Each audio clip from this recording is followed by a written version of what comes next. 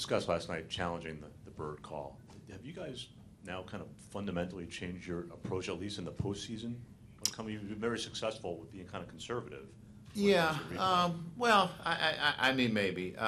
You know, to me, it's a process, and we don't really want to change our process because of one call, how successful that we've been. I mean, maybe now that you have two, you do it, but sometimes, I mean, there could be two plays in an inning that you wish that you could challenge, and if you just waste one to do it, to me it makes no sense. But because you don't get some of the super slow-mos as quickly as we do during the regular season, you might challenge a little bit more. I think we had a question to the right here. Hey, Joe. The approach to Judge seems to be very clear that it's breaking balls low, a lot of them out of the zone. That said, you know, how confident are you that he's going to be able to adjust his at-bats better and pick it up to the kind of torrid pace that he showed us he could do? Well, I'm confident. You know, I've seen him hit breaking balls a long ways. And I've seen him do some damage. And he had a big hit yesterday. I know we didn't score the run, but he had a big hit yesterday. So, and he'll adjust to them. I mean, he will. He's a bright kid, and he makes adjustments along the fly, and he's working on stuff. So I am confident in him. You're right, Joe Meredith. Joe, understanding you guys have been facing some tough pitchers, but still, what's your level of concern with that DH spot and the lack of production there? You know, I don't get too caught up in it because, I mean, there's other guys that are struggling in the lineup too, and we don't seem to talk about them. You know, there's some other guys that maybe have one hit or two hits. You know, there's guys on the other team that we want to keep them cold, but I just think it's part of it. It's a small sample size, but everything gets magnified in the playoffs, and you continue to watch to see who's having the best at-bats or who has the best matchup numbers against the guy, and you go there. You're right, Joe. Just follow up to my previous question about Judge.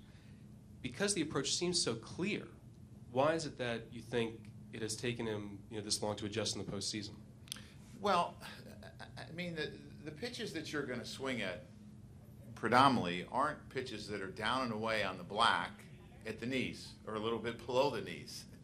I mean, pitchers are making really good pitches on him, and they know they have to be careful, and they're being careful. That's why you're seeing some walks in here, too. So I'm going to credit the pitching. I mean, I watched the location. There aren't teams that are making mistakes on him. We have not seen a lot of mistakes on him, and they understand what happens. So, you know, maybe the intensity is turned up during the postseason, and guys are making better pitches, but you're usually seeing better pitching staffs if you're at this level. So, I mean, I think you could go through his 25 at bats, and I could probably say during the course of a season, if you go through 25 at bats, there might be 5 or 6 pitches that he just misses. Now, I haven't seen that because he's not getting those type of pitches. You're right, Joe Meredith. Joe, Severino has not had great numbers against the Astros. What does he need to do today to have success? Well, I think it comes down to location.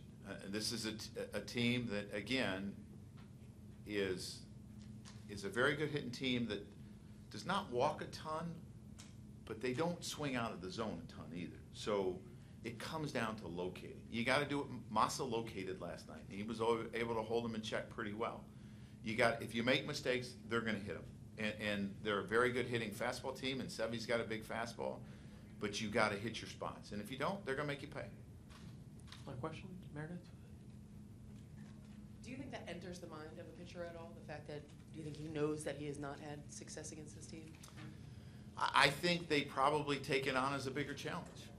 I think if you've had a lot of success, sometimes you can relax too much. You know, I think it can go the other way too. So I think much to the same way that Sevy took the challenge of his first start compared to his second start, I think he'll take the challenge today.